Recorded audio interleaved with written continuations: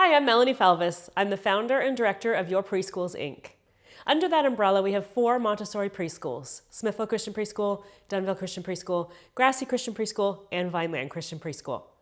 I'm here with one of our educators, Miss Mick. Miss Mick has a diploma in the Montessori Toddler program as well as the Casa program. She's going to give you a tour of this classroom. We are in Smithville's classroom, Casa Two. This is a unique classroom because it has a small footprint, so we only have 11 students with 2 educators here. Also, this is the side of Smithville that you'll be entitled to have extended care between the hours of 7:30 and 5:30, and they do have nap time in this classroom. So I'm going to turn it over to Miss Mick to explain a little bit about Casa Two.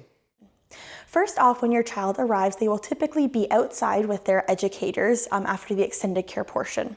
This can be in one of our outdoor licensed play areas on the deck or in our back green space. Once they come inside, they will come over to their cubbies here, and this is an area where we can encourage independence with the children. Independence is a large part of the Montessori curriculum as we encourage the children to learn how to do things for themselves. That gives them confidence and it helps them to grow with their skills. So here at our cubbies, each child has their own area with their basket where they can put their shoes and other items for outside. Here we encourage them to take off their snow pants, their coats, and their hats and mitts by themselves and hang them up, but we are around, of course, to help as needed. Along with the independence that we encourage in the Montessori curriculum, we also encourage the children to respect their materials that they use and the work that they do. Just as mommy and daddy go to their jobs and do their work, the children come to school and do their work here as well. We do this through our drawer system. Each child has their own drawer where we put their name, and this classroom has decided to include a visual of the child so they can easily identify their name as they're learning to put the 2 and 2 together.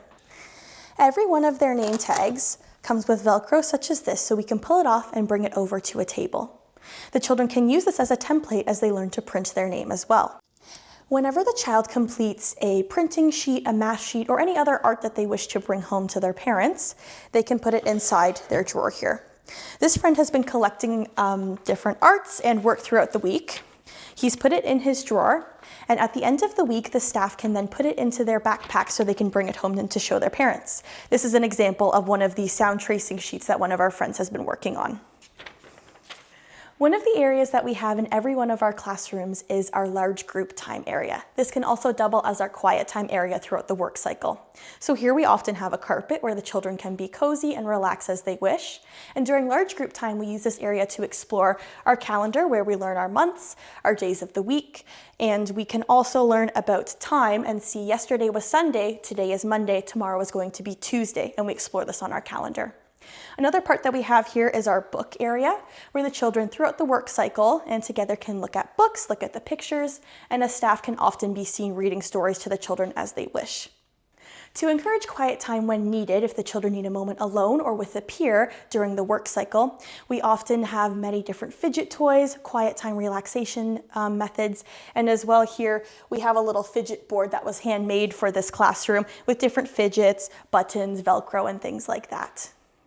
In all of our classrooms, you can find an art center where the children are able to do various crafts and work with loose parts throughout the work cycle. So here, this classroom has incorporated a loose parts activity where they can bead the different straw sizes and little baubles that they have in there to make bracelets or necklaces. We also have different stickers, glue, markers, pencils, and different cutting scissors as well that they can explore. The art area can be used to express their creativity and also develop their fine motor skills. We often do planned art activities around special holidays such as Christmas, Valentine's Day, Mother's Day, and Father's Day as well. In the Montessori classroom, we have 5 areas that the children can participate in through the work cycle. The first one we're going to take a look at is the sensorial area. Here the children are learning things such as to build from longest to shortest, biggest to smallest, and various other sensory skills. These jobs promote the development of their listening skills, their tactile skills, and their other various skills such as smelling and things like that. With all of our jobs, the children are able to work on the table, but for larger jobs such as the pink tower or the brown stairs, the children are encouraged to use a work mat where they can work on the floor. This work mat defines the children's space just as it would do on the table. Here they can take their jobs, work with it on the mat, and it lets their friends know that this is their area and they can choose to allow others to participate or not. The second area that we're going to be exploring is the language area. Here the children are first introduced to the phonetic sounds. So here we're going to focus on the sound each letter makes versus the name of the letter.